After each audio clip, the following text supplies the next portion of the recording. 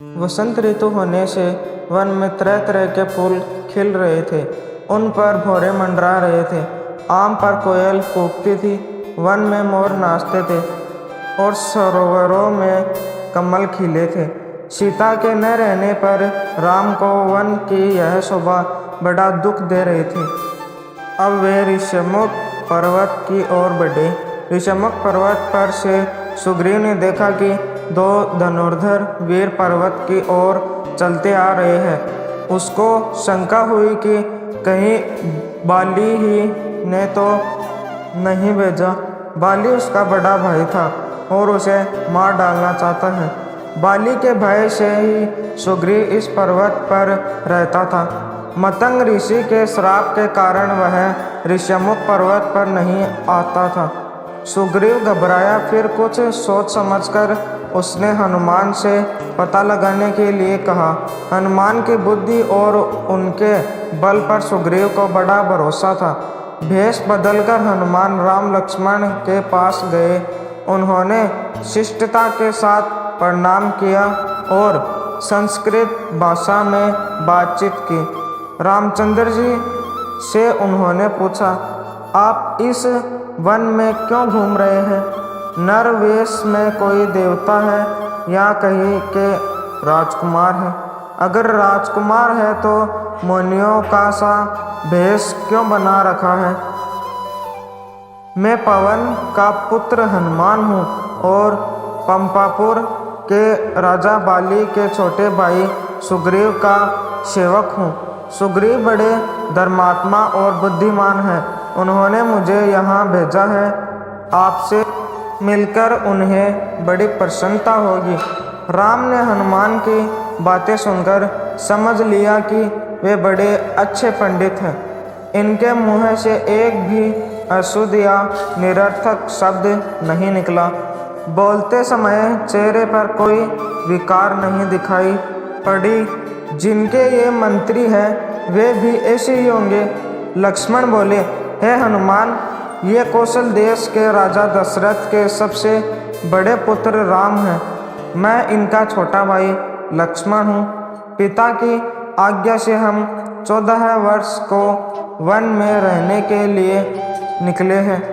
साथ में भाई राम की धर्मपत्नी राजा जनक की पुत्री सीता जी भी थी। पंचवटी के आश्रम से कोई दुष्ट राक्षस उन्हें उठा ले गया है। उन्हीं को हम खोज रहे हैं। कम्बंद ने सुग्रीव की प्रशंसा की थी। उनकी सहायता मिल जाए तो काम बने। हनुमान ने समझ लिया कि राम और सुग्रीव दोनों की दशा समान है। दोनों को एक दूसरे की मदद चाहिए, इसलिए दोनों में मित्रता हो सकती है। यह सोचकर राम लक्ष्मण को उन्होंने अपने कंधों पर बैठाया और उछलते कूदते और छलांग भरते हुए ऋषमुख पर्वत के शिखर पर जा पहुँचे। हनुमान ने सुग्रीव को राम का सारा हाल बताया और राम को सुग्रीव का। फिर आग को साक्षी करके दोनों की मित्रता कराई। राम ने कहा कि हम अग्निदेव के सामने प्रतिज्ञा करते हैं कि आज से तुम हमारे मित्र हुए। तुम्हारे सुख दुख को हम अपना सुख दुख मानेंगे। उपकार करना मित्र का लक्षण है और उपकार करना शत्रु का। सुग्रीव ने भी ऐसी ही शपथ ली। राम और सुग्रीव में बातें होने लगी। हनुमान ने चंदन की एक फूली हुई टहनी लक्ष्मण को दी। सुग्रीव ने सीता की खोज कराने का आश्वासन दिया और फिर सीता जी के गहनों की पोटली लाकर दिखाई। राम ने उन्हें तुरंत पहचान लिया। लक्ष्मण से भी उन्होंने पूछा। लक्ष्मण ने उत्तर दिया कि कानों के कुंडल और बाजूबंद के बारे में तो मैं कुछ नहीं कह सकता। नुपुरों को अवश्य पहचानता हूँ कि वे सीता माता के ही हैं। नित्य सवेरे चरण छूते समय उन्हें मैं देखता था। विभ हनुमंत उभय दिशि की सब कथा सुनाई। प्रावक साकी देई करी जोरी प्रीति दृढ़। आभूषणों को देखकर राम शोक सागर में डूब गए। तब सुग्रीव ने उनको धीरज बंधाया और कहा कि मैं हर प्रकार से आपकी सहायता करूंगा। सीता जी अवश्य मिलेगी। विपत्ति में सहायता देने वाला सच्चा मित्र होता है। मित्रता करना सहज है पर उसे निभाना कठिन है। तब राम ने सुग्रीव से अपना हाल बताने के लिए कहा। सुग्रीव ने कहा, किष्किंधा का राजा महाबलवान बाली मेरा बड़ा भाई है। उसने मुझे राज्य से निकाल दिया है।